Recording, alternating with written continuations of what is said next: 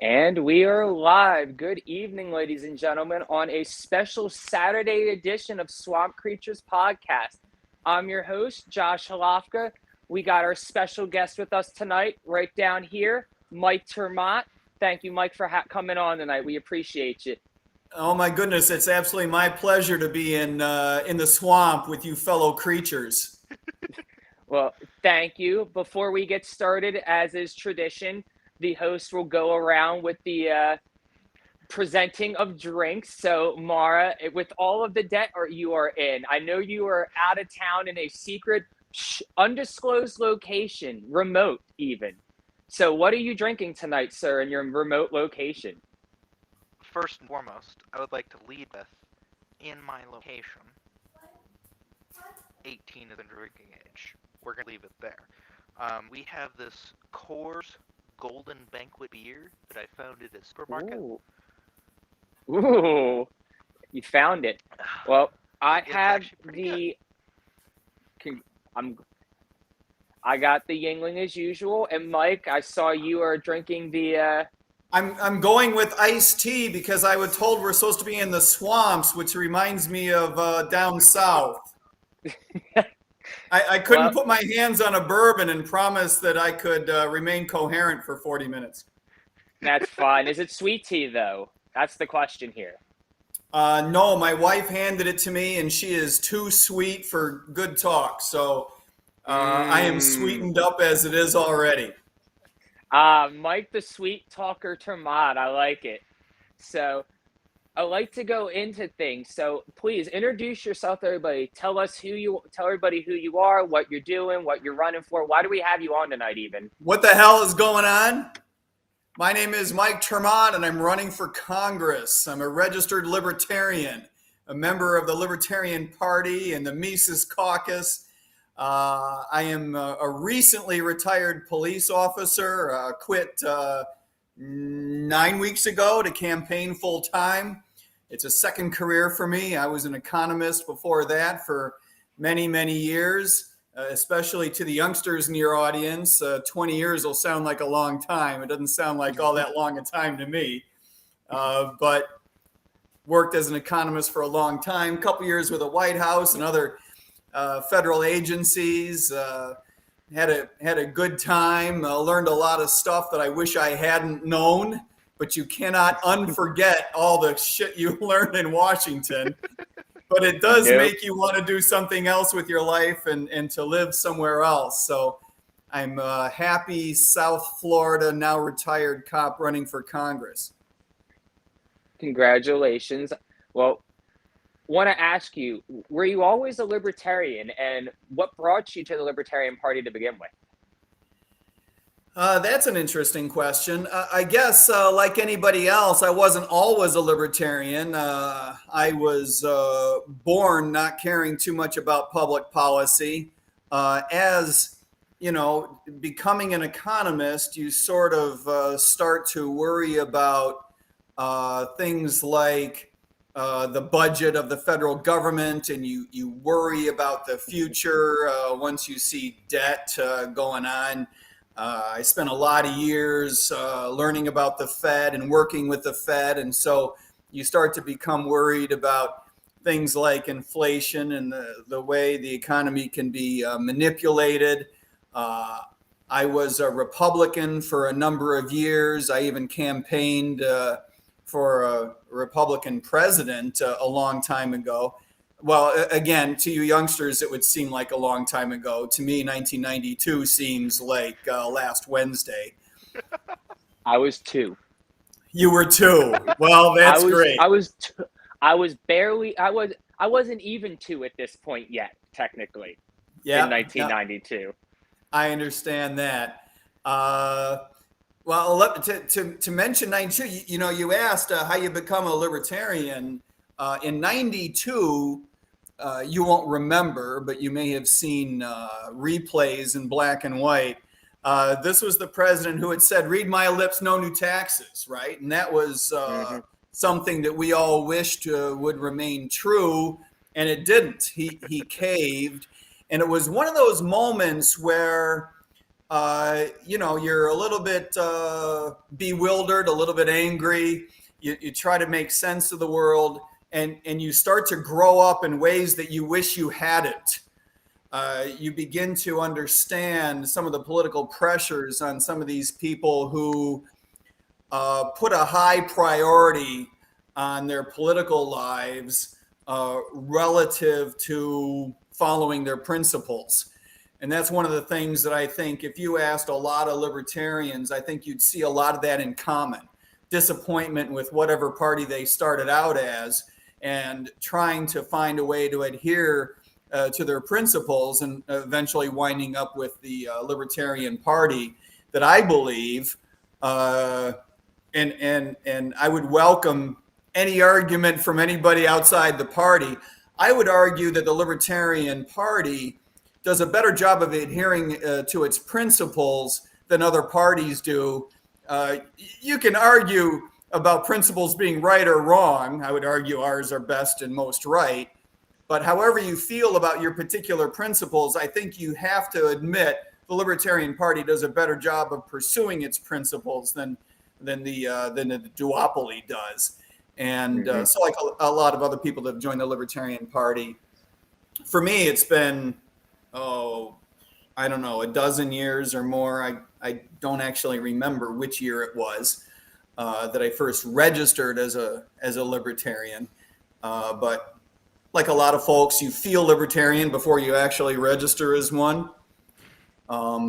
So yeah, I come by it honestly, I suppose, worried about things that are sometimes considered conservative and sometimes considered liberal. I remember wondering why my Republican friends were in support of things like the Defense of Marriage Act, right? Like, help me understand this motivation. Like, why do you think it's your business? Why do you think it's the government's business? You style yourself as socially conservative, and then you turn around and say the government ought to be in our bedrooms. That's scary. I'd rather be in the swamp with you creatures. What's up, Swamp Dog? So, Go ahead, Mark. Swamp Dog's here as well. So, backpacking off of the Libertarian Party, now we're follow up with what brought you into the Mises Caucus of the Libertarian Party. Well, that's where the energy is, right? That's where a lot of energy is put toward not just adhering to principle, which is great, and I think that that's naturally the focus of the Mises Caucus, is to try to encourage the party to adhere as closely to good libertarian principles as possible. But the other side of the coin that I think we all need to commend the caucus for is that that's where the energy is in terms of recruitment. That's one of the things that made it so attractive to me. Any group that's interested in bringing people from the outside into the Libertarian Party and into the Libertarian Movement, that's a group I want to party with. That's a group that deserves to be supported. I do appreciate the adherence to principle, but hell, I can do that on my own. I don't need 200 of my closest friends to tell me what I ought to think. But I do appreciate the energy that goes into the recruitment. And the other thing is the average age of the Mises Caucus is like half of my own age, so it keeps me young. Once you get enough gray hair, you start thinking, wow, there's a caucus out there under 30 that'll have me. Maybe I should just change the birth date on my ID card and join that group. Well, I mean, we were kind of a rowdy bunch, as you saw at the last LPF convention. So, how many? Yeah, I remember speakers... in the middle of my talk, you guys making noise, and I had to shush you. That's weird. I think we were shushed multiple times by multiple speakers that night. I remember many speakers, many shushes. I think you had the record though. We got shushed by you 3 times, which should say we were very excited for you. Well, I appreciate that. I'm excited for you guys too. I'm sure that before 2022 is over, you'll probably have to shush me. Well, I want to kind of follow up on this because you said that you had just retired from the police force about 9 weeks ago, and Yeah. I'm wondering what got you into the police force after you had spent so much time doing, work in, the economy, economics, all that kind of stuff, teaching economics, dealing with economics. What made you want to Yeah. be a police officer after all that? Yeah, I literally walked out of a classroom and the next day walked into the police academy. Like I had to have someone else had to proctor the final in one of my courses because I was going to the police academy. It was a weird transition. Police work is something I was always interested in. I took the entrance exam for the Washington, D.C. Police Department for the first time in something like 1989, 1990, while I was in graduate school. Mara, you may not remember 1989. I'll explain it to you later. I don't think there's much explaining the 80s, Mike. No. You either get it or you don't. Very few things good can be said about certain periods of time.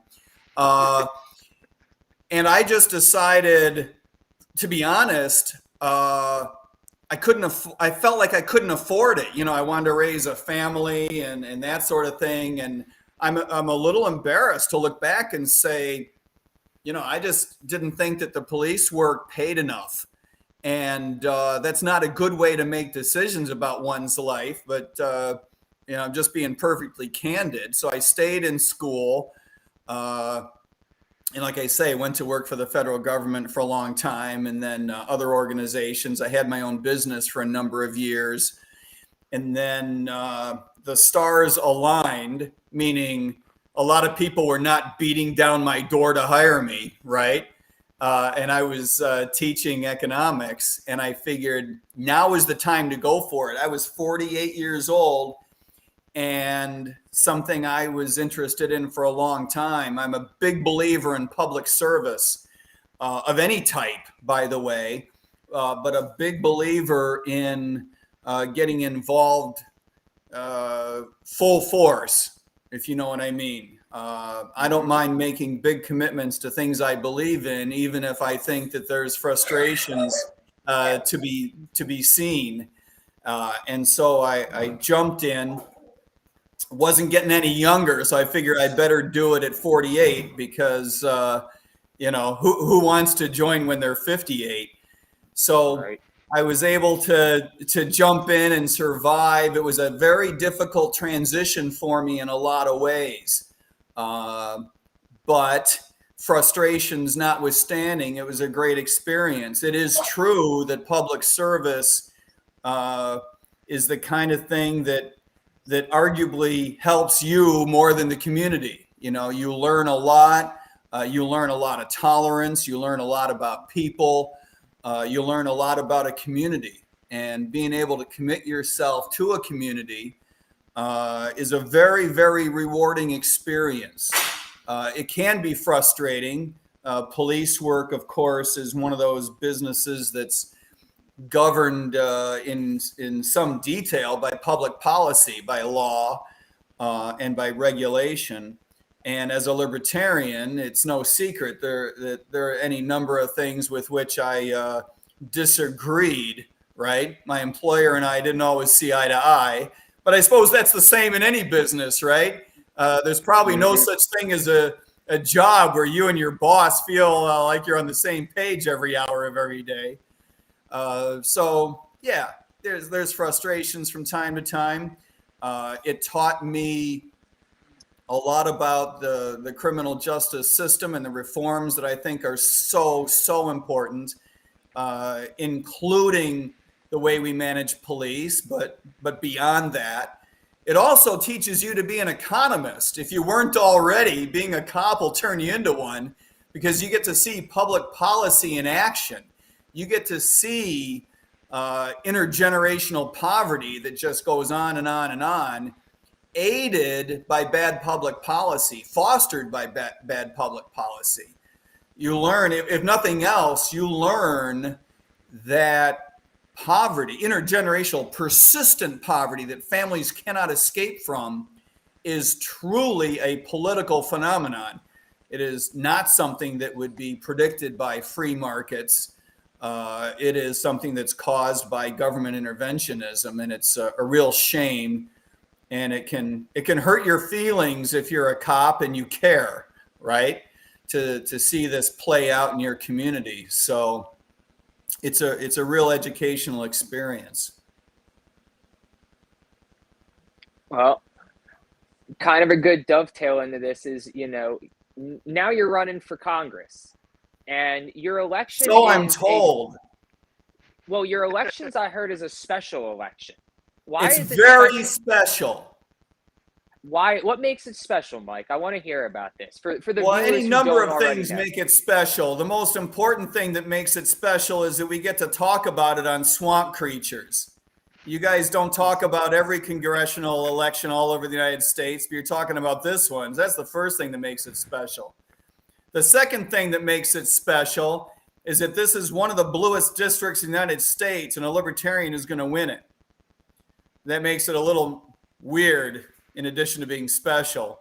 But as a technical legal matter, the reason it's called special is because it's not in November. It's next Tuesday. It's January 11. And the reason that it's January 11 and not in November is because it's being held to fill an empty seat. Congressman Alcee Hastings, a longtime Democratic congressperson, sometimes judged, sometimes impeached, sometimes pursued for ethical issues, sometimes pursued by the Justice Department, sometimes in jail, sometimes not in jail. Alcee Hastings, from Broward County? He passed away in April. He passed away in April, and that left bless his heart. And by the way, bless his heart for everything he did for the community, and for fostering such strong bonds and relationships in his community. A lot of people really adored Alcee Hastings, and I have no doubt that in many circumstances, that is for very good reason. So as much as I make fun of some of the checkers in his past, you got to hand it to the guy. He was a real community leader. So anyway, he passed away in April, and Governor DeSantis decided that the election to fill his seat would not take place until January. I think the Republican governor liked the idea of leaving the seat open instead of filling it with a Democrat. And this being the bluest district, I believe the bluest in Florida, and something like the fifth bluest in the United States, it's almost assured that a Democrat would win. So he didn't like that idea. In the past, the Republicans haven't always even run someone. The Democrat has run unopposed sometimes. When a Republican has run, the Democrat has won something like 80-20. We have not run a Libertarian in this district before. So imagine the shock when we win on Tuesday night. Everyone's going to be shocked, including the three of us. Oh, man. So it's special because there's a Libertarian running, and that Libertarian is you. That's one of the things that makes it special. I think it's special, especially the fact that we've never had a Libertarian run in this district. I think that is very special. It makes it very important. And I want to ask you, what made you want to even run for Congress? Well, a couple of different things. One is that the big issues in this district are issues that I have cared about for a long, long time. The big issues are poverty and criminal justice. But I repeat myself. I mean, those are inextricably linked. These are issues that I have cared about professionally and personally for a long, long time, since long before I was a police officer. I believe that the war on poverty has been waged absolutely incorrectly. You cannot give away money the way that we have for going on 60 years. Of all the years that would be difficult for me to explain to the two of you youngsters, 1964 would probably be one of the most difficult. From the mid 60s to the late 60s, we were engaged in launching the war on poverty, which meant giving subsidies, giving money. And I think that a lot of good, well-intentioned people were very optimistic that that would help people pull themselves out of poverty, right? And so I don't want to say anything disparaging about people who had high hopes that that would work out. But as a practical matter, as an empirical matter, it didn't. It turns out that you cannot give money to people and at the same time concentrate their housing in crappy areas where the crime rate goes through the roof and expect that everything is going to be okay. It doesn't work like that. You can't give people money and at the same time give them a crappy public school district and think that everything is going to work out, because that doesn't happen either. Nor can you subject people to the world's most oppressive criminal justice system and then just throw money at them and think that's going to work out okay. That's just not how the world works. The way the world works is that people need job opportunities, a growing economy, right? They need to be able to create an economic future for themselves. They need opportunity. It turns out that when the government subsidizes bad behavior, you get more bad behavior. And unfortunately, what the federal government has done with social programs has undermined the nuclear family. It has undermined work. And these things just feed off of themselves. Then when you layer on top of that our criminal justice system, you have a real problem. Look, poverty is what drives street crime. And the opportunity for street crime is created by criminalizing drugs, number one, right? You wouldn't have a black market if you didn't have the prohibition in the first place. And it's that black market that creates the opportunity for street crime. Street crime undermines people's economic future like nothing else. Then you layer on top of all that the fact that we have the world's longest prison sentencing. So after you go through poverty, you wind up smack dab in front of the very tough criminal justice system that we have in this country, worse since 1996. I'll explain 1996 later also. And then you wind up with tough sentencing. And now you've got two more ways to undermine the nuclear family and undermine people's ability to create good economic futures for themselves and for their families. It's a very, very difficult situation. And this is where intergenerational poverty comes from. It does not come from free markets. And one of the things you see when you look at mobility data, by that I mean the extent to which people move from being wealthy to being middle class, moving from being middle class to being wealthy, being middle class to poverty and back and forth. That's what we call mobility, right? What you find is the economy works very differently throughout the various economic strata than it does at the bottom. In other words, you see a lot of mobility everywhere except for at the bottom where people get trapped in poverty. Poverty is very difficult to escape. And the reason for that is because we have policies in place that are really biased against people who are poor.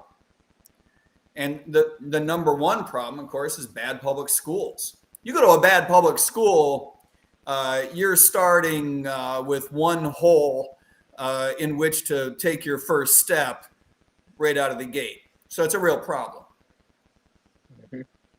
So you're talking about criminal justice reform here. So what are you actually hoping to do? Like, give us some of the,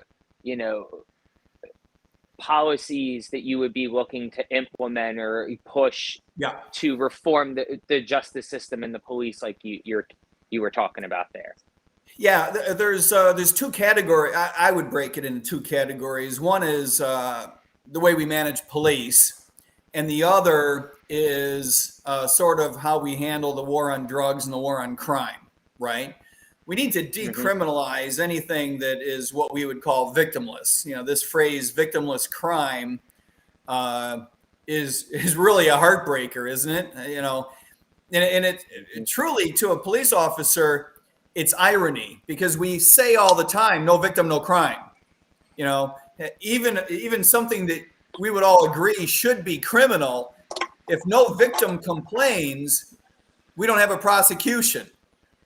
But for whatever reason, we've decided that if you're in possession of something that we've decided to prohibit, the state complains. The state is the complainant and will prosecute you anyway. It's just not right. So we need to start out with decriminalizing weed. And then we need to stepwise move into decriminalizing other drugs that are not addictive, and then move stepwise to decriminalize all drugs. And that's not to say that police will no longer be involved, because cops will always be, the first responders that get involved when things go wrong. We have a huge addiction problem in the United States, right? Particularly opiates. And one of the problems we see is that people shy away from the first responder system because they're afraid of going to jail. I mean, that's just rational, right? And it's one of the reasons why we see so many overdoses that translate into deaths. It's really a heartbreaker. So we need to start treating addiction as the health problem it is, and not as a criminal justice problem. So we need to completely reform, do away with the prohibition and the war on drugs. And of course, the war on crime more generally is a mess. And again, I think that when the crime bill was enacted in 1996, I think that people were trying to do the right thing. It was actually people in the most crime-ridden neighborhoods that were asking for a heavier hand from the criminal justice system. That's something that a lot of people are not aware of and don't remember, but it was not something merely imposed from the outside. It was really people fearing crime and wanting to do something about it. And of course, we've learned the hard way that knuckling under a neighborhood and trying to over-police is not the solution. The solution is to fight poverty correctly and not criminalize everything. That's the way to get rid of street crime. It's a combination. It's a little bit complicated, but I think people meant well in the 90s when we came up with the idea of harsher sentencing and policing harder. That's when it was soon after that we started with stop and frisk, for example, right? We were going through stop and frisk for many, many years until the Supreme Court finally told the city of New York to cut it out. And then slowly but surely, the rest of the cities in the United States started to cut it out as well. So there have been a lot of back and forth developments over the years and trying to figure out what to do about promoting economic health in our communities. And it's been a real learning process. And of course, speaking of a learning process, we need to do a better job of how we manage police officers themselves, or should I say ourselves. We need to make police work more like other industries, more like other businesses, more like other jobs. We need to have more flexibility in the hands of employers. You got to be able to pay the best officers more and the worst officers less, more flexibility in getting rid of bad officers. We need more accountability, more transparency when it comes to discipline. We need to get rid of qualified immunity and replace it with liability insurance like other high liability industries. The big benefit there, well, two big benefits. One is that the insurance companies are not going to put up with the bullshit that politicians put up with from police unions, right? Police union contracts make it very difficult to discipline an officer. And even when discipline goes well, it's very difficult to achieve the transparency you need to build the trust between the police department and the community.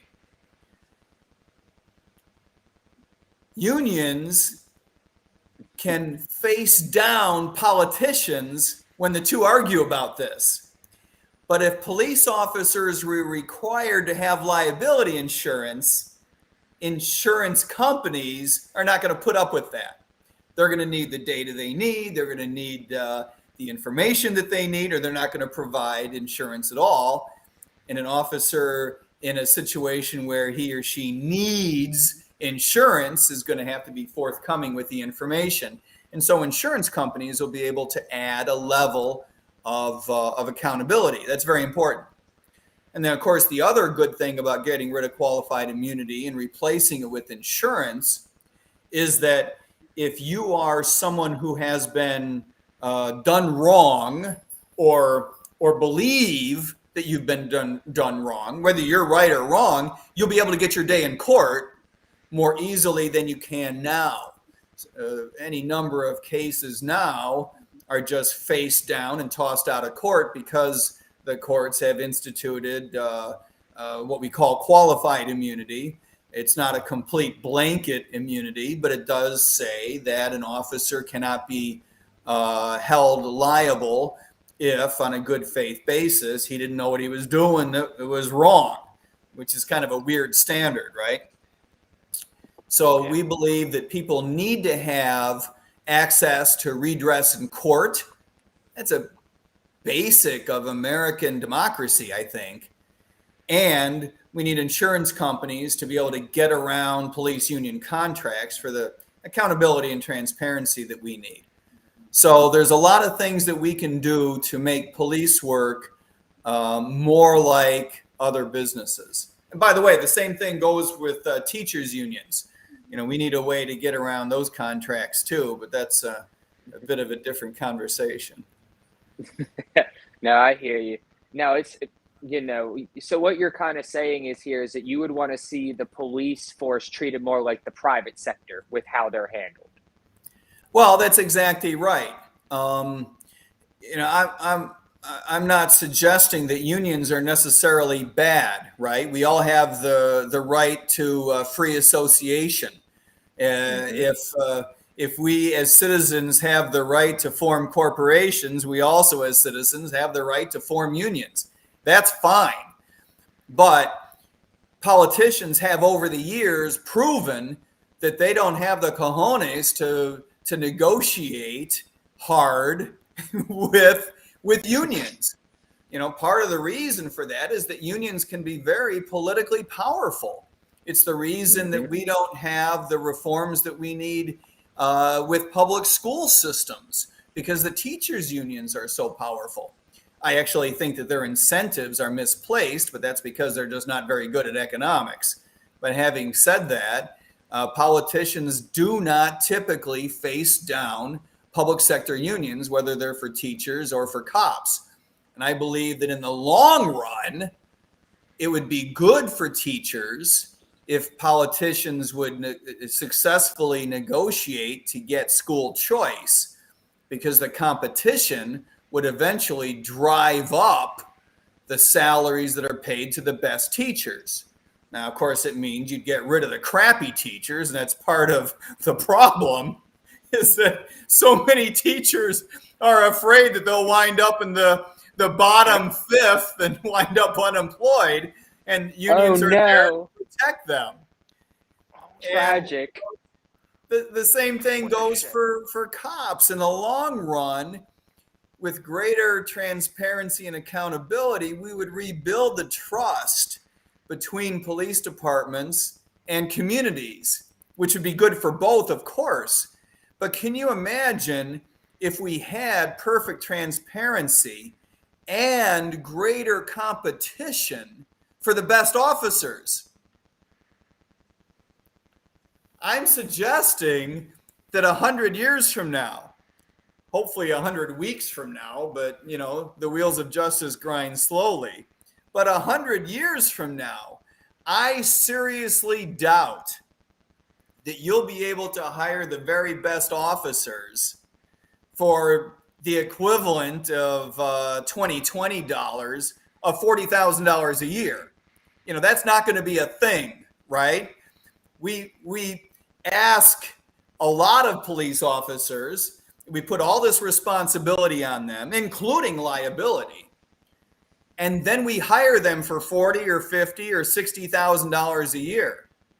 I got to tell you, in this day and age, if someone is dumb enough to sign up for this job for only $50,000 a year, I got to wonder if they're smart enough for me to want them as a cop.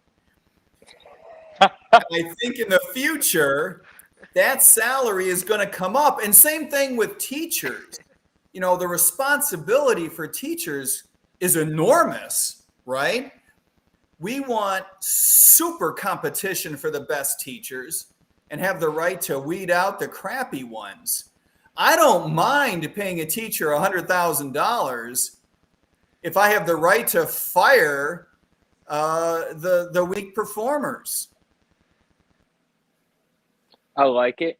So kind of dovetailing into that is you talked about wanting to eliminate poverty, and that poverty was a construct of bad policies, essentially. So I want to hear about how you plan to lean in with your economics background to shape these policies, and what kind of policies are you looking to push when you get to Congress? Well, I appreciate that. And of course, criminal justice is an important link in that chain.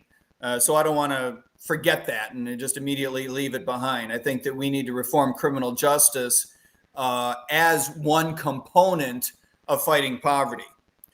But the other components include changing the way that we wage the war on poverty. We'll get to some detail in a moment, as well as doing the things that we need to do to get our economy growing. Okay?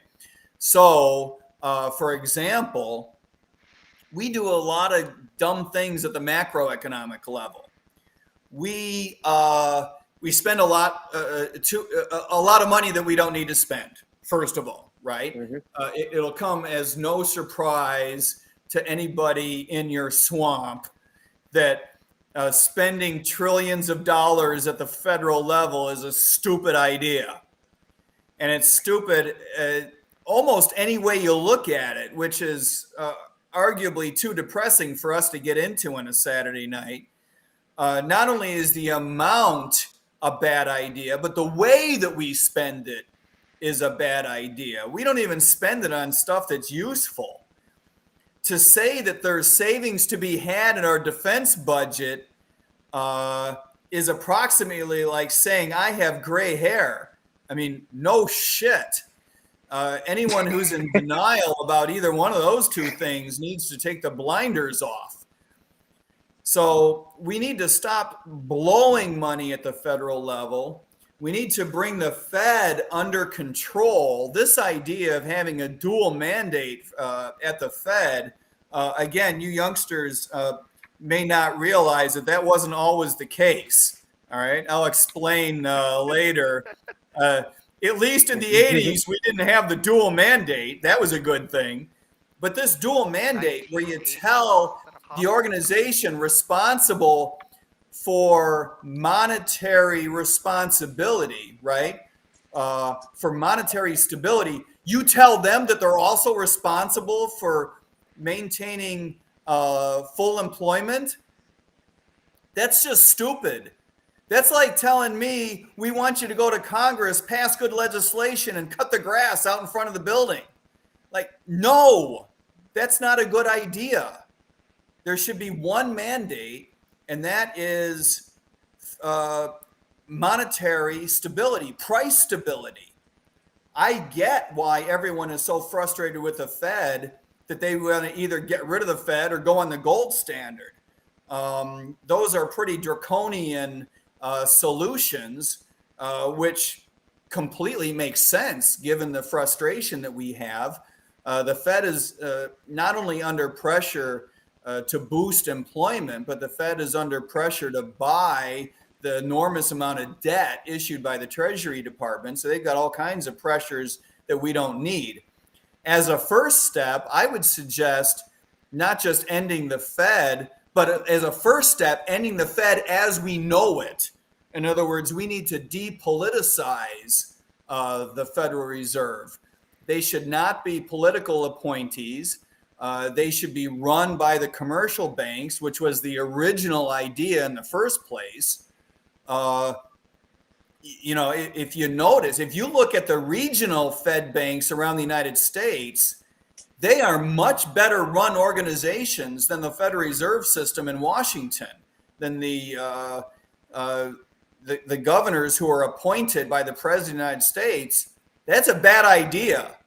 Who thought that we would have an organization that would be completely separate from politics? Oh, but by the way, I want the White House to appoint the governors. It makes no sense whatsoever. So the first thing that we need to do is get the Fed on a more independent footing, get rid of this silly dual mandate stuff.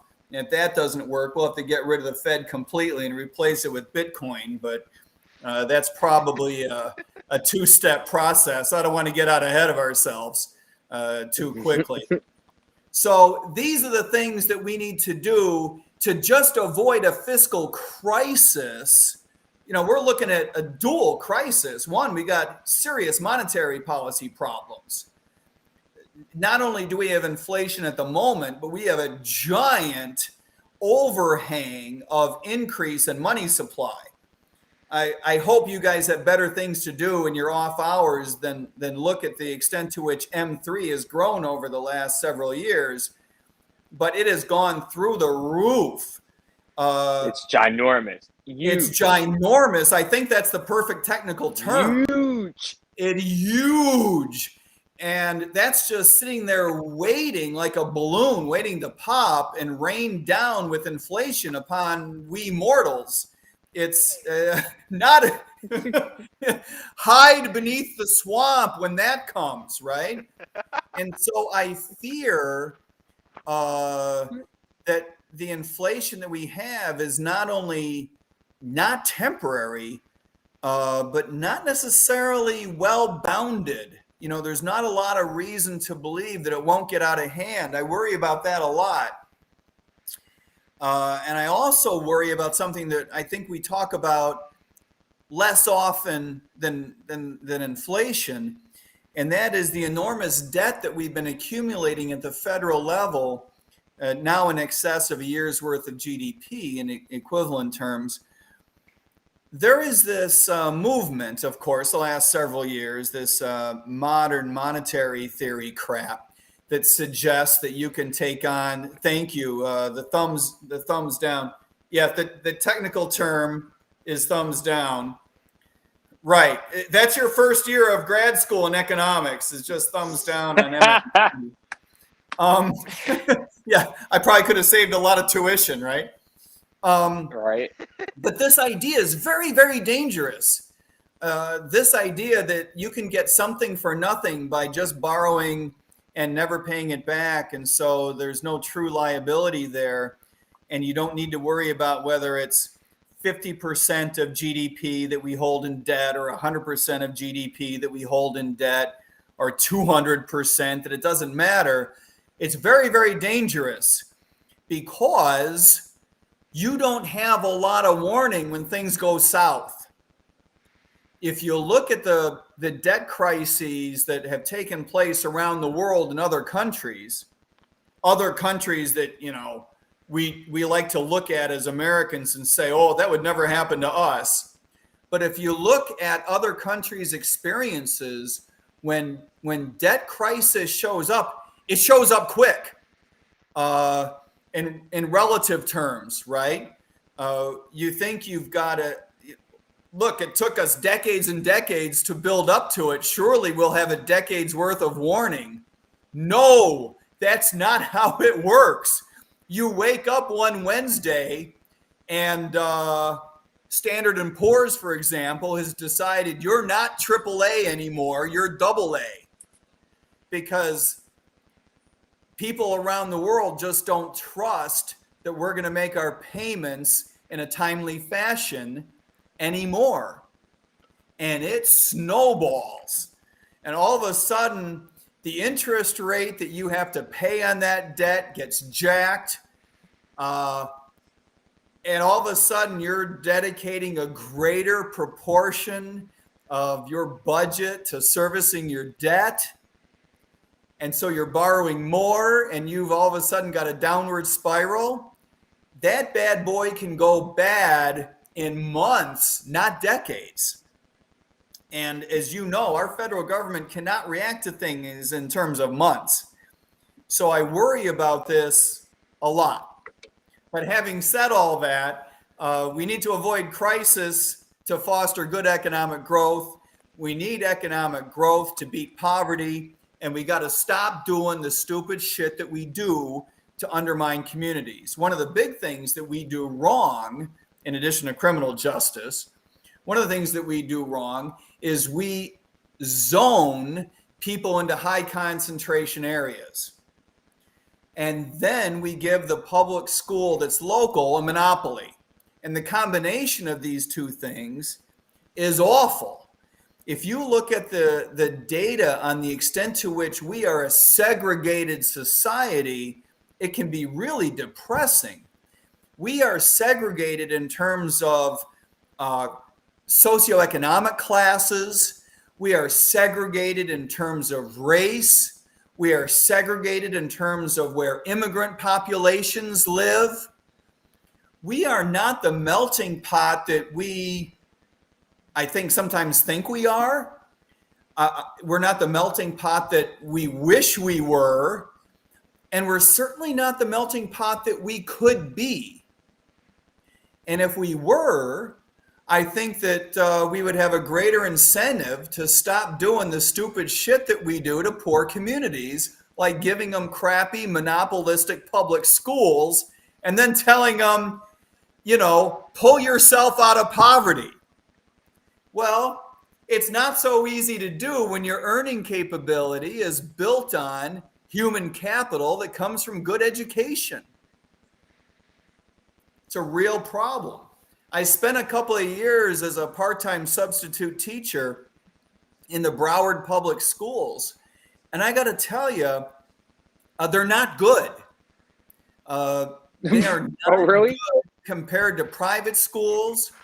They're not good compared to public schools in other places.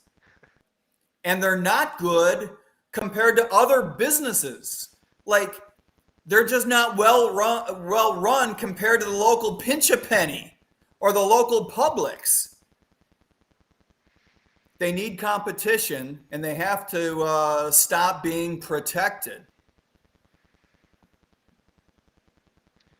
So I'll agree. You spoke a lot. Spoke a lot about the debt, and the Florida Mises Caucus asked a really question.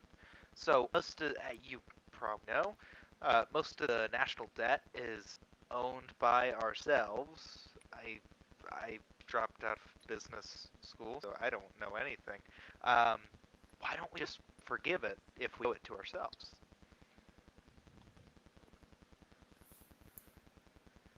And just ask people not to pay us back?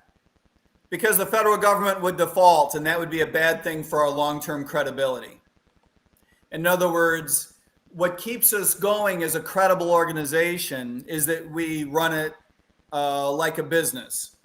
We run it like a poorly managed business, but we have to continue managing it like a business so that we can continue borrowing until we can figure out a way to reduce the ratio of debt to our GDP. If we were to forgive it right away, or even in parts, we would undermine the fiscal soundness of the government, and that would have the potential. Believe me, I love where your heart's at, right? But it could lead to a lack of confidence in our ability to make payments. Now, if we suddenly had a situation where we could balance the budget, right? Bam, we could balance the budget. Then we're having a conversation about what to do with the debt. I get that. But until and unless we can balance the budget, we'll need to borrow more, right? And you can't do that unless you have payments coming in at the same time to be able to convince the world that you're on a sound fiscal footing and you're managing yourself like a business. So it's kind of a chicken and egg credibility thing. I like the idea as a matter of principle, but remember that a large proportion of the debt is owned by folks that are not U.S. citizens as well, nor is the holding of treasury bills and bonds, that distribution is not necessarily the same as the people who pay taxes. So you would naturally have a food fight about fairness issues. So I think in the long run, it's better to keep the contract, as it were, with bondholders and keep making the payments, as depressing as it is. And it is. I hear you. It is. It really is, especially as it keeps going up. Yeah. Now, I want to take one that we had from earlier in the night that was from the fans, and it was, how did you deal with the stigma around police within the Libertarian movement? Because obviously you just recently retired within the last 9 weeks, so you were campaigning as a Libertarian candidate while being a police officer. And I remember you being on Spike's show, and he threw some pretty hardball questions at you over the police and you being a cop and all that. So I want to hear how you've over the last couple months have dealt with the stigma of being a police officer within the Libertarian movement. Well, I don't know if the stigma is quite the right word. I'm a big believer in public service, and that's what police work is all about. Yes, there are certain things that police officers have to do that we all wish we didn't have to do because we don't agree with the drug prohibition in particular, or the criminalization of any number of other things, nor do we agree with the way that a lot of the court system works, whether that's bail or long sentencing. There are any number of frustrations. But public service as a police officer, I believe, is extremely important work. I also believe that I do not want someone else doing it if I, as a libertarian, can do it. Police officers are not completely independent contractors. They are controlled, but there is a certain amount of influence that you can push. I believe that I've had 11 years of great conversations with my bosses and fellow officers, many of whom are natural libertarians. A handful, we don't have a lot of law enforcement folks who are members of the Libertarian Party, but what you do find is that many police officers are natural libertarians. Most of them are registered Republicans. A handful are registered Democrats, but not for the most. So the big answer is it's a matter of public service. Now, as a libertarian, it's very important that we remember that we are not in this as a matter of a self-serving construct, right? We do not advocate for good public policy because it's in our personal interest.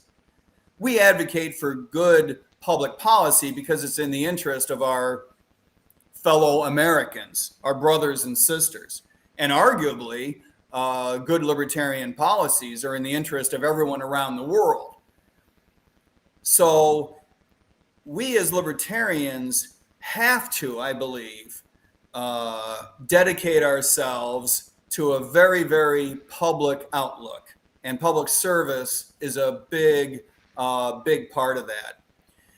Police work is also one of those things that I think is difficult to understand, not just for libertarians, right, but for anybody until you've really immersed yourself in it. It's like any other business. It's hard to appreciate from the outside and difficult to understand. There's a lot to learn. I think that you could probably say that about any industry, any business, right? You don't really appreciate it until you learn about it and you're on the inside. But police work is where bad public policy so often touches our community, right? It's where those two things interface. And so police work becomes the face of what is so often bad public policy. And to be fair, not the entirety of the criminal justice system is bad. I don't want to come off as sounding like the entirety of our criminal justice system needs to be flushed down the toilet. It's not like that. There is a lot about law enforcement fighting crime that is very, very important. Indeed, the vast majority of it is the kind of work that I think if every libertarian were to see it from the inside, you would agree with it wholeheartedly. But the parts that frustrate us, those are the parts that we want to hold police officers accountable, because we see police as that tip of the spear when the spear is public policy, so much of which we disagree with. So I really think it's a matter of that interface. It's what we see. It's the visible piece of the criminal justice system. And so naturally, that's where our frustrations are going to be expressed. It just is what it is. Mm-hmm. So I got one last question for you coming from the fans. This is another curveball being thrown at you, but this is coming, another one from the Florida Mises Caucus is, what does Mike think about the Black Lives Matter and the Jan 6 riots and the state political debate in America? And then we're going to go into final question. Well, I appreciate that. Those are three different questions that are all related. So I vote to take them one at a time. BLM is, let me draw a distinction between BLM the movement and BLM the organization. And let's start with BLM the movement. As we become more exposed, as we have become more exposed over the last several years, thanks to the internet and better reporting and becoming more aware of the problems we have in our criminal justice system, we have become frustrated with the things that we don't like about police work, whether that's unnecessary violence, whether that's our inability to hold police officers accountable, whether that's a lack of transparency and discipline, whatever you may think of racial bias, to the extent to which it exists at all, it is something that has to be eradicated from the system. I don't think there's any counter argument to that. So it's natural that a movement would arise to fight that, right?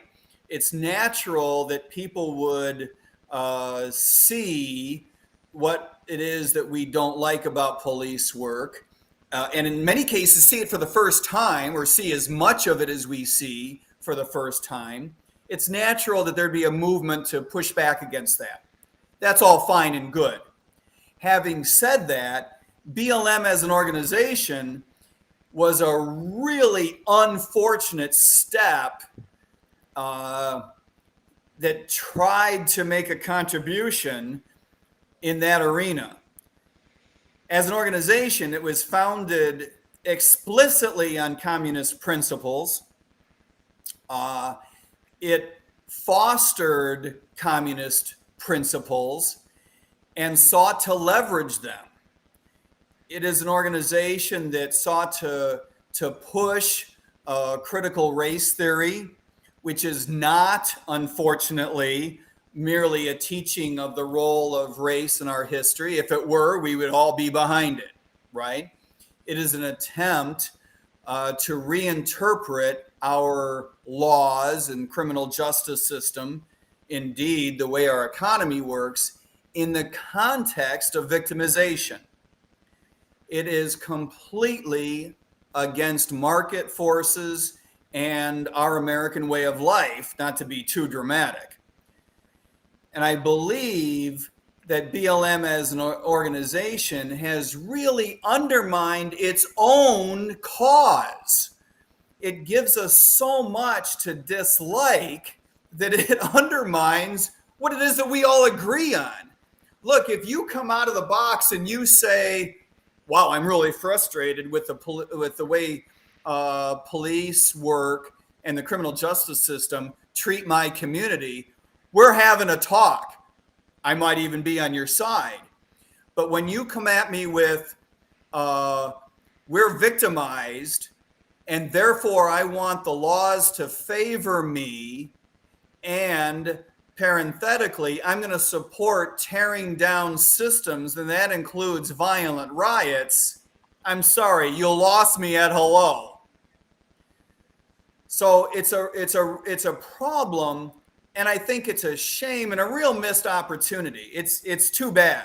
As angry as I have been with the BLM organization over these last few years, I should probably say I'm more sad than angry, because I think that it has led any number of well-intentioned Americans down a path of loss, not a path of building better communities. It's really a shame. The next thing you asked about was January 6th, I think. Look, January 6th represents, I think, two different problems, and they're worth sorting out. One is just a bunch of dingleberries thinking it's a good idea to march to the Capitol, believing something that is fundamentally untrue and silly, and therefore impose their will first on a bunch of officers and then on a bunch of legislators. I mean, the whole thing is, I think it's going to be after I am long and gone. Here's the advantage you youngsters will have. You will be trying to explain to your grandchildren what happened that day, and they're going to say, no, that didn't happen. That's too stupid. And you're going to say, no. That actually happened.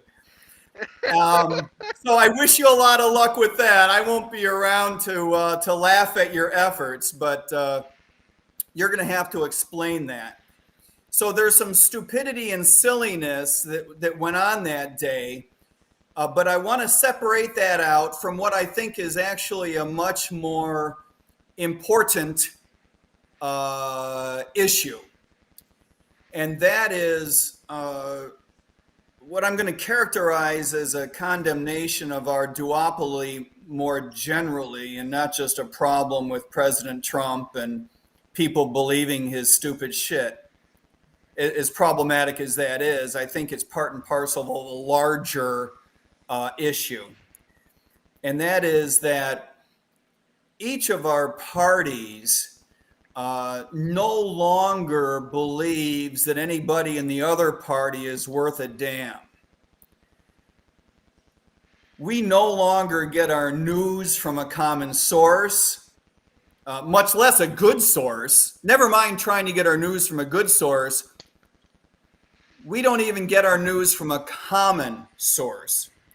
And so people who follow the Republican Party, people who follow the Democratic Party, are naturally led into the situation where they view people in the other party as less smart, less patriotic, less worth a damn. And that means that you're willing to do almost anything to keep people in the other party from coming to power. This is where authoritarianism comes from. It's how authoritarianism is born. It's by believing that you have a greater risk if you allow the other people to come to power than the risk inherent in letting go of your constitutional system. There are any number of people in America who are more willing to depart from our Constitution and depart from the old and imperfect, but the old institutions of democracy, more willing to part with all of that than they are willing to see people from the other party come to power. That's a fundamental problem. Never mind what your policies are.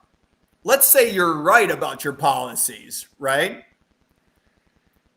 We have got to be more patient with each other as human beings than to think that it's a good idea to storm the Capitol because I can't countenance the idea of Democrats coming to power. Look, I hate stupid people as much as the next guy. I've been stupid people.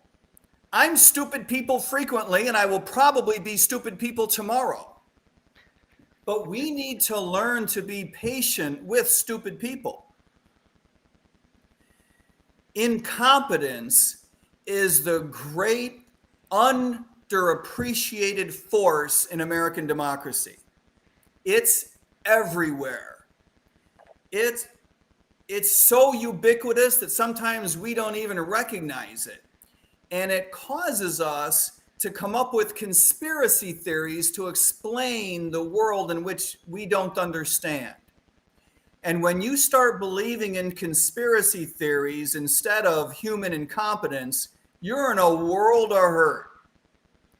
We have got to stop thinking that it's better for one group of people or another to have all kinds of power than it is to go through our democratic process, as shitty as it can be from time to time.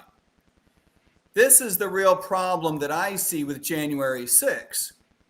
I see Republicans so upset about the loss and so disdainful of Democratic Party power that we are now witnessing a movement whereby which Republicans are taking over boards of election at the local level all over the United States.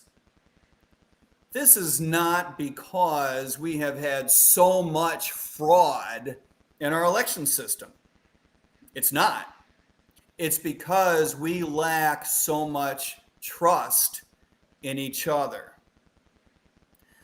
If you're a Democrat, and you're not, neither am I, but if you were a Democrat, you would watch this in a panic, I think, and it's going to force you to do your own stupid shit. It wasn't so long ago that the White House was talking about naming extra Supreme Court justices, not because they think the Supreme Court would work better, but just because they want their own way. Both parties are subject to this idea that I want my way. Others be damned. Democratic process be damned. The Constitution be damned. I'm the one who's smart. I want my way. This is very dangerous. And I think that this is the dangerous aspect that January 6th reveals. I think it's much more important than 200 idiots storming the Capitol building.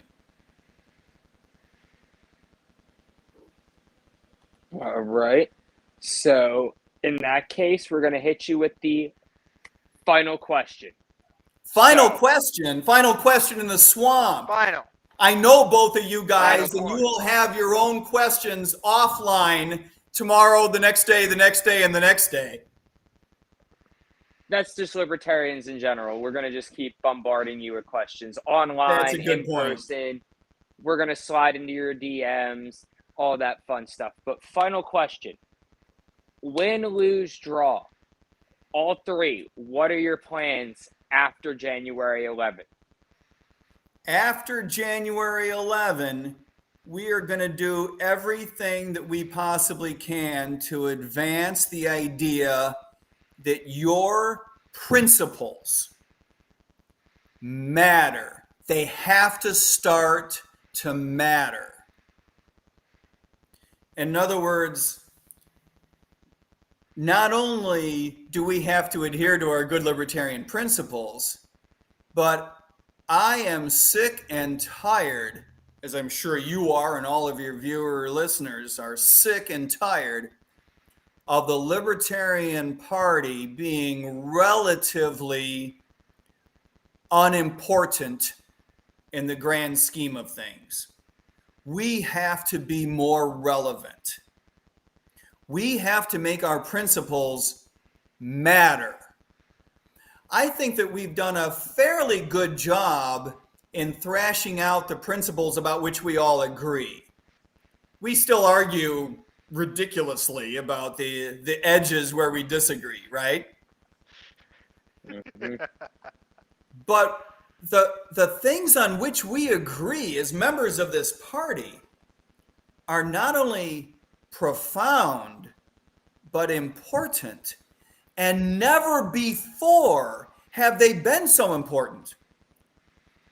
As the Democratic-Republican duopoly moves away from the Constitution, who is going to stand up for that Constitution? If we're waiting for certain elements of the Democratic Party to pull back, if we're waiting for certain elements of the Republican Party to hold back, to pull back, to retrench, to draw back to the Constitution, I'm afraid that's not going to happen. I think it's up to the Libertarian Party to start reaching out in a big, bold, principled, and relevant way. We must touch the debates that are going on throughout the United States on issues that people care about and showing them that if we can get back to the Constitution, get back to the way democracy is meant to work, that lives would be better off. Indeed, lives would be saved. And to make people understand that if you believe in pluralistic democracy, as most people do, if you believe in individual liberty, as most people do, and if you believe in constitutionally delimited powers accorded to our federal government, as I think a lot of people do, then you're already a part of this movement. You're already, in some sense, a member of the Libertarian Party. You just haven't checked in yet. But we'll leave the light on for you. Thanks, Todd Odette. You're the only one who's going to get that joke. That's why I had to make it, Mike. I'm the only one old enough. No, you and me. So I want to thank you for coming out tonight. I know we kept you a little longer than I promised you I'd keep you. I want to give you the chance to plug yourself, your Twitter, your website, anything you want to going into the biggest Tuesday of your life. The Happy biggest Tuesday in of my life. Wow, I have had a lot of Tuesdays. I'm neither going to confirm nor deny those allegations, Mr. ter Maat. I'm just going to say that you've had more Tuesdays than I have, for sure. I have had over 3,000 Tuesdays in my life. That is a lot of Tuesdays. I've had a lot of Tuesdays. Tuesday is an important day. I think it's important for a lot of reasons. I would let your viewers know that if they feel like parting with a few dollars, they can go to the website. If they just have a boring moment and they feel like reading about the campaign, they can go to the website. I would encourage them to do that. Mike ter Maat 2022.com. You got to spell it right, though. It's TERMAAT, Mike ter Maat 2022.com. Every penny goes to pushing the libertarian message because I pay for administrative expenses myself. Whether it's $5 or $5 million, you can make a contribution on there. The latter would be illegal, but that would be funny. Mm-hmm. And let's use this as a launching pad. A big motivation for this campaign is not merely to collect votes per se, but to push the libertarian message in a district where libertarianism is not understood. I just noticed, fellas, that someone was asking how people involved in January 6th should be prosecuted. And I think that they fall into different categories, as we were talking about earlier. Someone was saying, is it treasonous or merely trespass? And I think that there are different types of people. I think anyone involved in violence needs to be prosecuted for the felonies that they commit, full stop. It is not an excuse to say, well, I believed something moronic and therefore the devil made me do it. No, I'm sorry. Trespass. There were probably a number of people who were just moronically following others in and had not witnessed the violence. I'm willing to believe that. I wasn't there that day, so I can't know the fact base in every case. If you witnessed violence and then trespassed, I'm sorry, you're going to have to be punished for that. That's an inch above trespass because you damn well knew you were committing a felony when you did it. My advice to you in that case would be to take a plea bargain and do your 29 days in jail. Treason, I think, for most people would be heavy-handed. I certainly wouldn't rule it out. If I were the FBI, and I'm not, probably thank God for the FBI and for me. But if I were the FBI and I were presented a certain fact base that included, tomorrow I'm going to wake up, I'm going to put on armor, I'm going to carry a weapon, I'm going to go to the Capitol, I'm going to hurt somebody, break in, and stop the political process cold in its tracks because I feel like it. Man, that's maybe you don't want to use the word treason, but that's a heavy-handed felony. I'm sorry. I don't have any sympathy for that. And it's not just because I don't like to see cops hurt. By the way, I don't like to see cops hurt. So, for those that did that, I'm sorry, you're going to have to do your time. All right, Mike. Well, we appreciate you coming on. Going to wrap up for tonight since it is a special edition Saturday night. We're going to close out a little earlier than we normally would. Thank you again for coming on. Thank you. Good luck on Tuesday. Once again, the most important Tuesday of your life. Happy Tuesday, Mike, in advance. Well, as they say, so happy it's Tuesday, whatever that spells. Well, all the same, once you win, let me know so I can help you pack your bags to go to Washington, D.C. Be careful what you wish for. I'll need a staff. I'll help you decorate the office once we get there. Yeah, well, you may have to stay and help me run the office. So, like I said, be careful what you wish for. Well, I need smart people willing to work for cheap. I think that includes you two. Well, don't tell the LPF they need me here, apparently. Well, once again, thank you, Mike. We appreciate everybody coming out, watching tonight. Good luck. If you are living in Florida District 20, please January 11th, Tuesday, this Tuesday. Get out, hit the polls, vote Mike ter Maat, Libertarian for U.S. Congress, Florida District 20. It is the only question on the ballot. You can't mess this up. Answer it correctly. There's going to be like, what, 3 real choices? There's only one real choice in reality, but I have to tell you there's going to be at least three of them. That's right. I don't know if I'm you guys legally take obligated. care. Thank you for your time. It's great to see you all. Thank you, Mike. Appreciate it. Have a great night. Take care. You too.